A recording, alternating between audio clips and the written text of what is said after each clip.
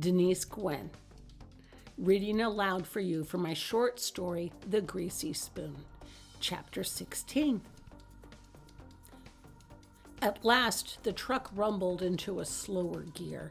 The truck bed shuddered with the effort, and at the same moment that the truck slowed, it took a sharp right turn onto a dirt road, and clouds of dust and debris shot up behind the wheels and coated Nick and Ed in a sheen of grime.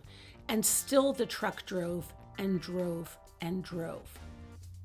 It bumped over rocky berms and washed out roads and culverts, and the boys got jolted and bounced around, and by the time the truck finally slowed as it reached a gate, Nick was actually kind of glad. He didn't know what awaited him. It was bad, no doubt about it. It was going to be bad, really bad, but at least the ride had come to an end. The truck stopped at a large gate. And just like that, Nick noticed a noxious odor. Nothing else on earth smelled this toxic, this disgusting, this gross. And as he recognized the smell, his body cringed at it. Jeb Jr. jumped out and peered over the truck bed. "How you doing there, boys?" Silence. "Y'all having a good time back there butt fucking each other? I'll bet you can't hardly wait to see what we've got in store for you." "Sure," Ed said. Jeb Jr. laughed one more time, then ran to unhitch the gate. Jeb drove the truck slowly down the lane, then stopped, with the engine idling. Jeb Jr. saluted at the second truck as it drove in through the gate. The front fender edged right up to the bumper of the first truck, and Nick looked straight into the eyes of a farmer behind the wheel. I wonder if there's any chance I can talk my way out of this one. With the second truck cleared from the gate, Jeb Jr. dragged the gate back to the post, closed it up, and hitched it up. Jeb Jr. snickered as he walked past them on his way back to the cab. "Why, my goodness gracious, you boys look like you all took a little tumble in a dirt pie." He said pie, as if the syllables had to be enunciated and carried away on the wind.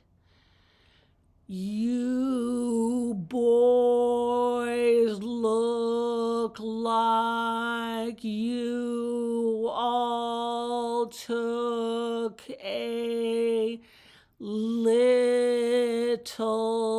tumble in a dirt pie."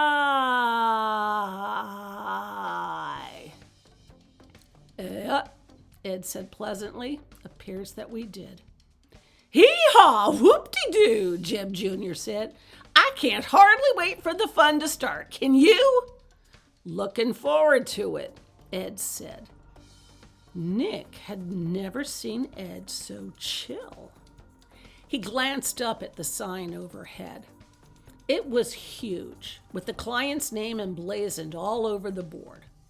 He'd seen it often enough when reviewing their advertising campaigns and working with the artist.